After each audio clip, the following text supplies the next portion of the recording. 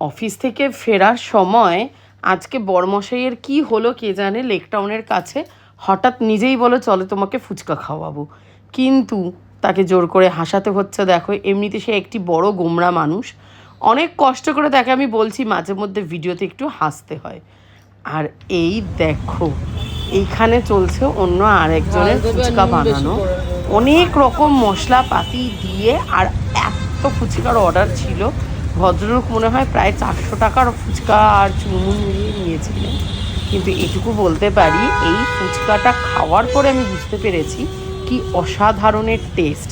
ফুচকার সাইজগুলো অনেক বড়, 20 টাকায় 4টে ফুচকা দেয়, আর টেস্ট ওয়াইজ কিন্তু অসম্ভব ভালো। তোমরা চাইলে পকোড়া দিয়ে খেতে পারো। পকোড়া হচ্ছে একটা ফুচকা পকোড়া দিয়ে খেলে পরে 10 টাকা।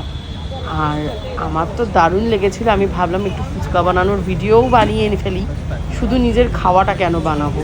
আর তারপরে বরকে বলেছিলাম আমি যখন ফুচকাটা মুখে ঢোকাবো তখন বড় করে করে ফুচকাটা মুখের ভেতরে পুরবো, সেটার একটা ভিডিও তুমি করবে। দেখো তো বর সেটা করতে পারলো কি না। কোন ভিডিও?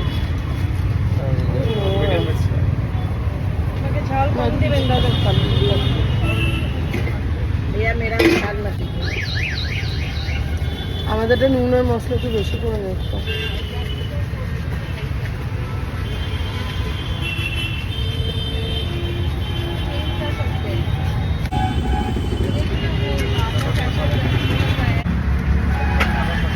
आप लोग को जितने नमक में देना है आप लोग में सिर्फ ठीक है